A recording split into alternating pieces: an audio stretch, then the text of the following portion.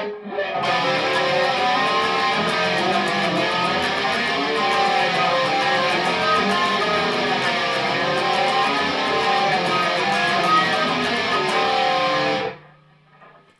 right, Bumblebee. The assault on your eardrums, itself known as Bumblebee. I think this song is hilarious, so don't take that as an insult necessarily. But yeah, it's an interesting song. So basically, there's one main part. There's actually a second part. We'll get into that, but there's not a whole lot to cover.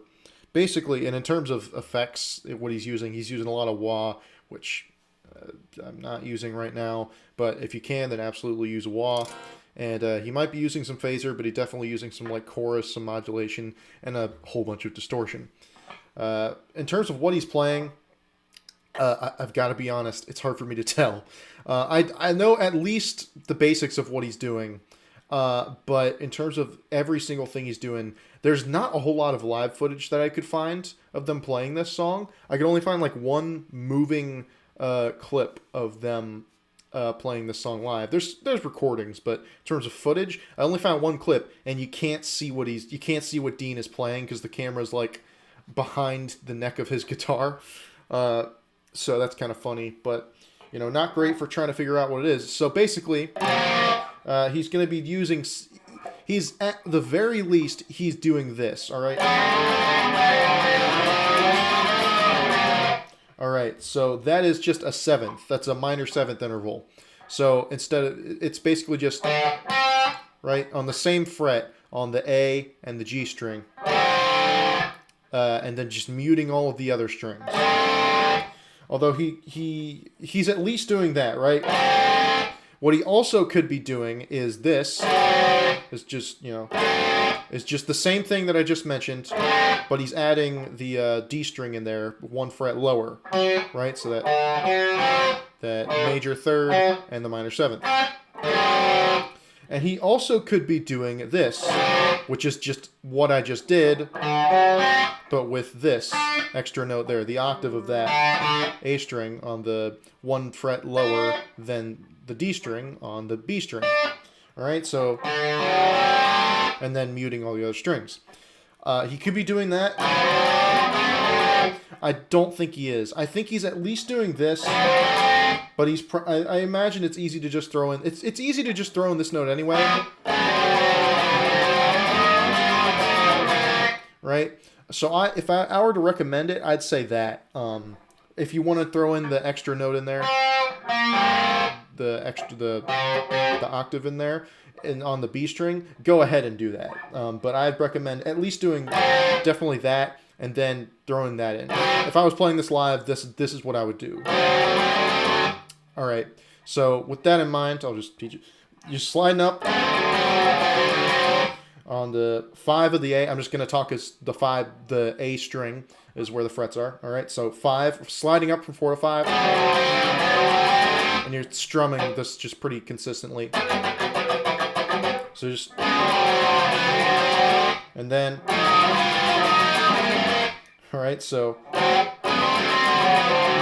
make your way up to 8 and go to 10, come back down to 8, and go all the way back down to 3, and then he's going to slide in. It's just going to repeat after that, so slide in.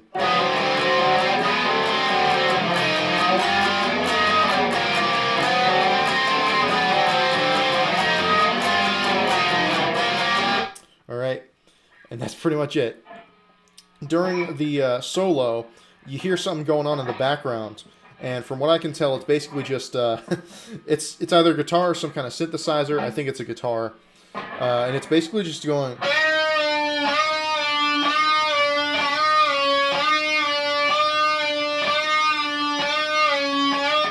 All right, so what I'm doing there is he's alternating between these two notes, F and E, on the G string. No, E flat and D.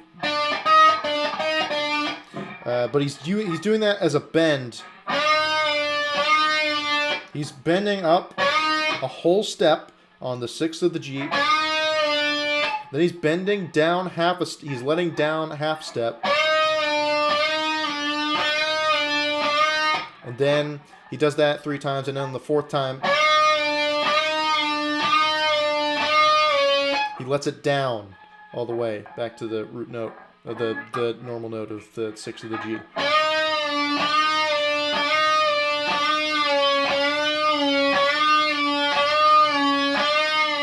But he's kind of inconsistent. Sometimes he'll go, you know, as long as you just, you know, you can return to this note sometimes sooner than later.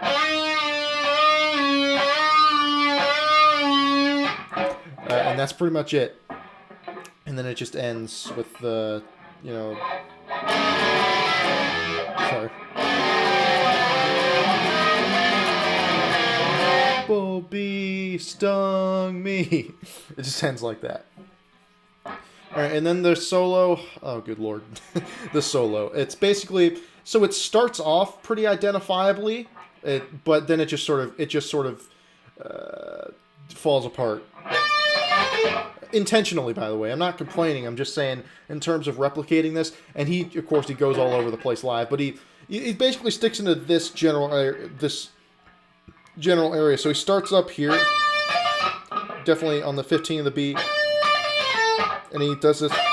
He like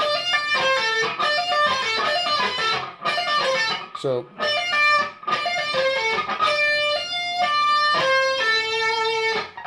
Alright, 1 fret lower on both of those on the G. And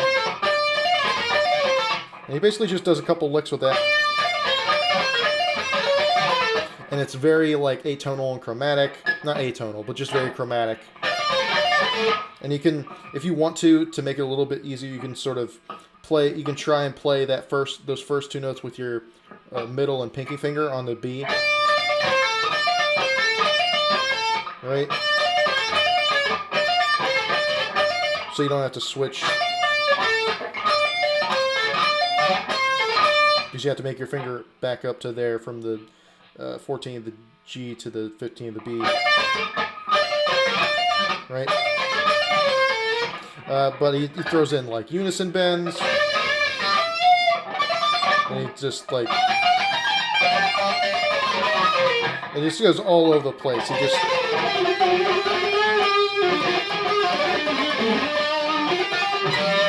And from what I can tell, he's basically just doing a D minor pentatonic type shape.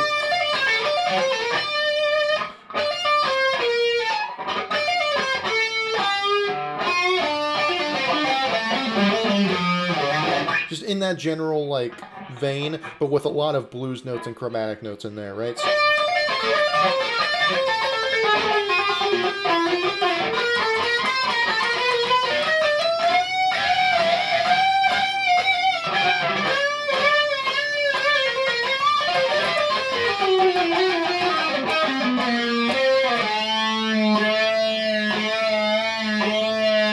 The only thing that's certain is that he makes his way down at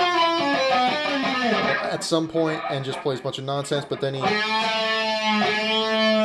does kind of a pre-bend thing, and he lands on this note, on the 11 of the A. And that's basically the most precise I can get. I know I wanted to try and be as precise as I could with the solo, but really it's not designed to be something exact, right? It's just a general area that you just go wild in.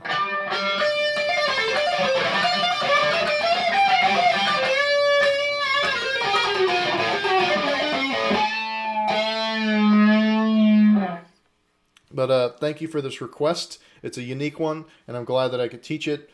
So thank you.